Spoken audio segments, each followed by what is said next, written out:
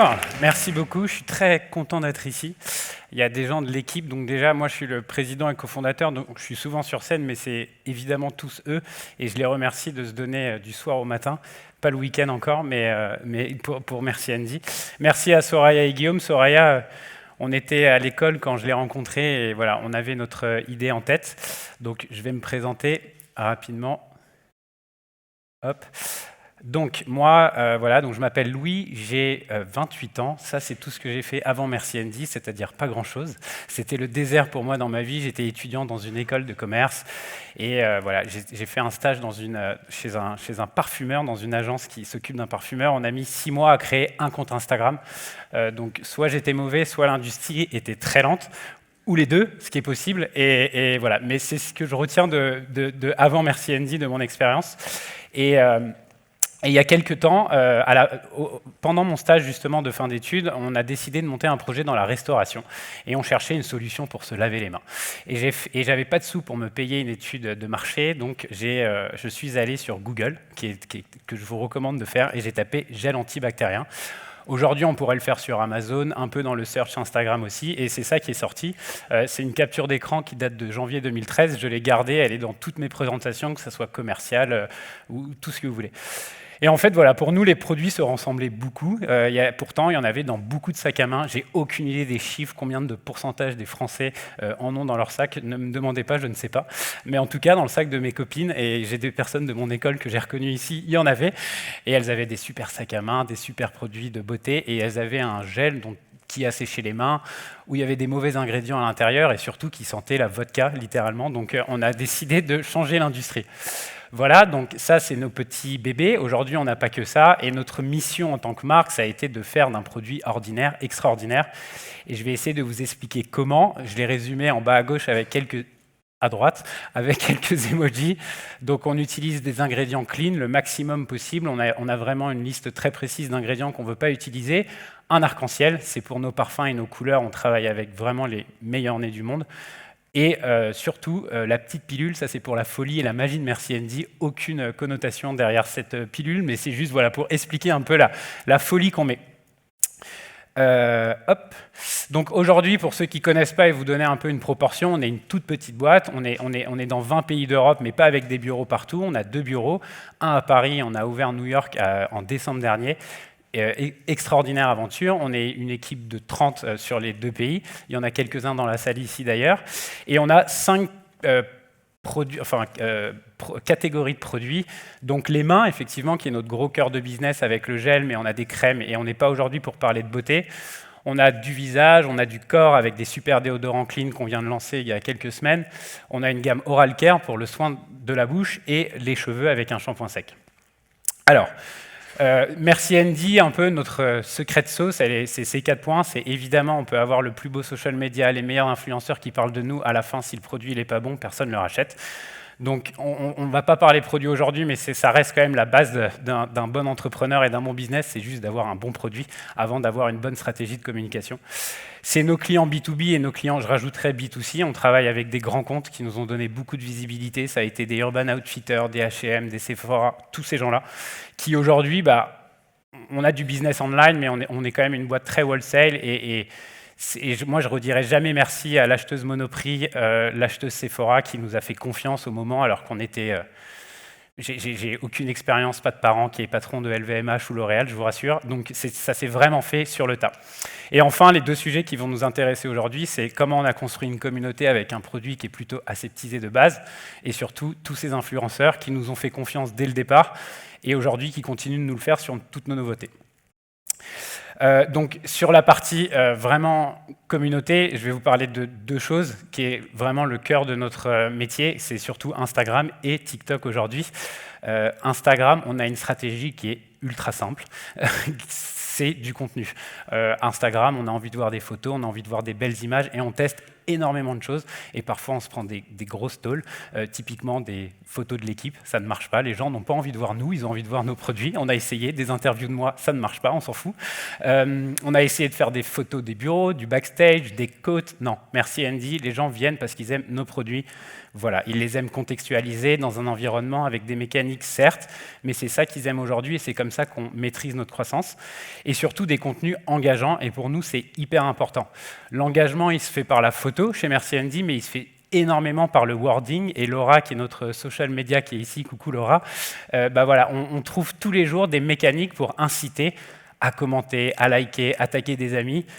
On lit les articles sur les algorithmes d'Instagram, mais il ne faut pas mettre le mot tag, il ne faut pas mettre le commentaire. On le détourne, clairement.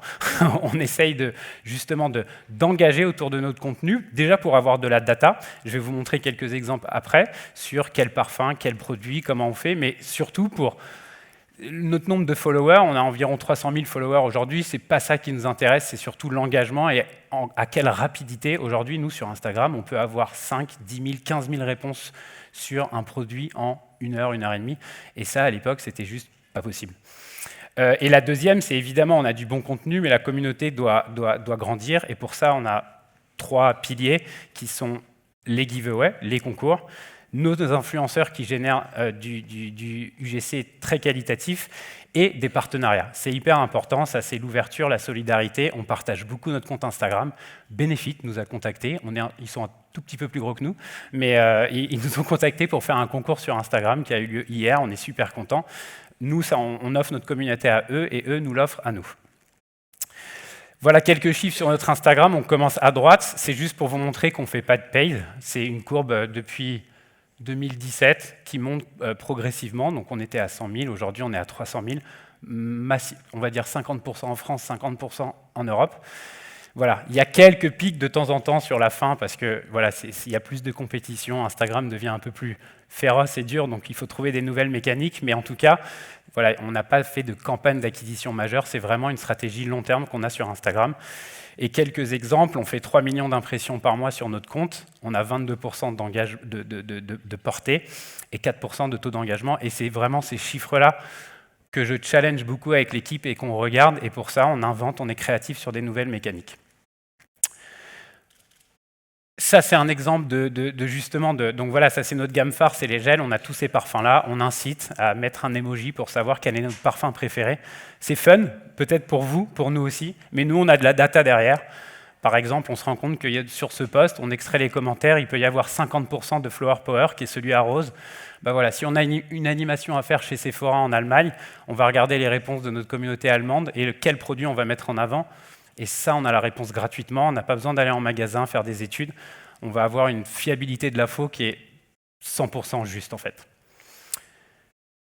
Voilà, on se sert aussi des stories pour juste tester des packaging. Donc ça, c'était un produit qu'on a rénové récemment avec une formule encore plus clean, 98% naturelle. On a rajouté de l'aloe vera, on a fait plein de choses et on a tout testé. Le nouveau logo, l'étiquette, la transparence du produit. Et Instagram met des outils extraordinaires, les votes, les options, les sondages, la petite jauge qu'on peut mettre jusqu'au bout, et on s'en sert en fait. C'est gratuit, ça ne coûte rien, c'est pas du sponsor, et en fait on peut tester des produits très facilement juste en ayant une communauté et sans même l'avoir créé et sorti d'usine. Hop. Aujourd'hui, voilà, Instagram, on continue notre growth croissance, et en fait on se rend compte que nos utilisateurs, notre moyenne d'âge, on va dire, c'est 15-25 ans, on les fait venir au bureau et on se rend compte qu'il y en a beaucoup qui sont sur TikTok. C'est arrivé hyper vite. Moi, je connaissais bien Musical.ly. J'avais un copain qui y travaillait, qui était UX designer là-bas. Et quand ils ont fusionné et TikTok, on a trouvé ça juste incroyable. On a ouvert notre compte il y a 4 mois. On a pris la décision, je pense, tu me confirmes, mais je dirais 24 heures, de créer un compte TikTok en se disant on va tester des contenus. Et voilà, les objectifs sont très simples. On va chercher de la viralité, on va garder du produit à l'intérieur parce que c'est notre cœur de métier. On ne veut surtout pas avoir des agences, on fait tout en interne. On a un bureau dans le 10e, on fait tout en interne. C'est homemade, c'est mobile friendly, hyper important. Et surtout, TikTok, ça permet d'avoir une culture de boîte juste incroyable. Nous, on fait 3 TikTok par semaine à peu près. C'est que l'équipe qui joue, et donc ça crée une culture juste incroyable. Et moi, je vous assure, de les voir se déguiser, se maquiller, commander des costumes licornes sur Amazon pour faire des TikTok, ça me rend juste heureux. Donc c'est hyper agréable. Si on peut en lancer un ou deux, peut-être le deuxième.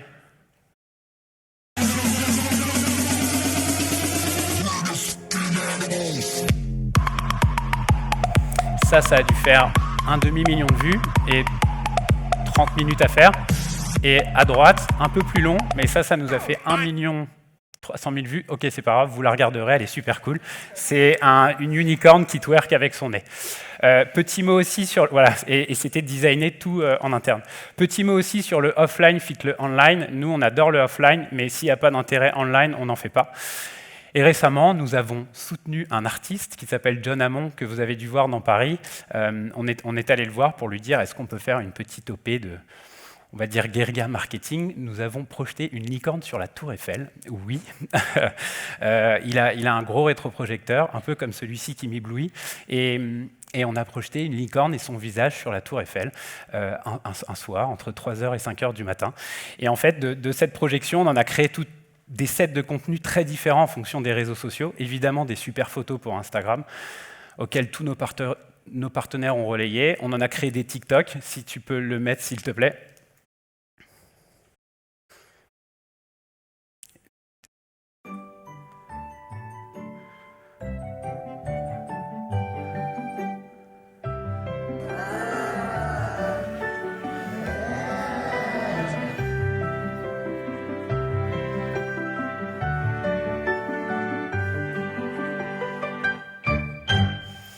Et donc ça, incroyable, parce qu'on a beaucoup travaillé avec TikTok en amont. Donc ils avaient des créateurs qui ont aussi préparé du contenu autour de cette thématique, qui est le 9 avril, donc notez-le bien, parce que c'est une journée très, très, très importante, vraiment.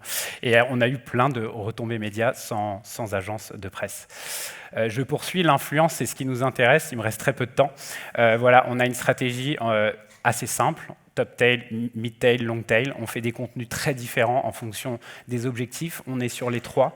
On utilise des outils différents sur les trois. Sur le long tail, vraiment, pour nous, c'est le maximum de monde. On ne paye pas les influenceurs. Ils sont libres. On leur impose aucun message. Ils choisissent d'avoir nos produits ou non. S'ils choisissent de poster ou non, on est très ouvert là-dessus. Sur le top tail, on travaille vraiment avec des grands comptes et j'ai des grands influenceurs et créateurs. Et quelque chose que je vous montrer qui est pour moi, qui résume un peu nos stratégies d'influence, c'est ça, c'est qu'on adapte, on ne demande pas à l'influenceur de s'adapter à Merci Andy. On est une marque un peu bizarre avec des codes qui sortent un peu du marché. Par contre, on adapte complètement Merci Andy à l'influenceur. Si on veut que l'influenceur s'adapte à Merci Andy, nous, on fait du paid. On ouvre notre business manager, où on va voir JC Déco et on dit on veut placarder un message dans Paris. Mais nous, ce qu'on cherche avec de l'influenceur, et on n'a pas le temps de les regarder, mais c'est vraiment comment eux peuvent créer du contenu. Et l'exemple, moi, que j'adore et dont je suis ultra fier, c'est celui-ci. C'est Églantine. Je ne connaissais pas Natou, je connaissais Églantine, bizarrement.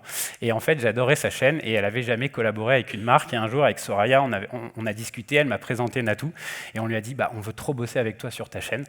Tu démontes toutes les marques, tu démontes toute l'industrie. Nous, on adore, ça nous fait marrer. Et justement, donc, on lui a proposé des idées, elle en a rajouté plein d'autres et on a fait un super partenariat. Effectivement, elle ouvrait la box, il y avait un chèque de 1 000 € qui sortait. Voilà, elle disait les parfums, c'est dégueulasse, ça pue, mais j'aime bien quand même. Enfin, c'était très, très drôle. Et on a converti c'était incroyable la conversion qu'on a eue, malgré son audience qui n'était pas forcément la cible de départ. Ça a généré et engagé beaucoup de monde autour de ça. Voilà, merci beaucoup.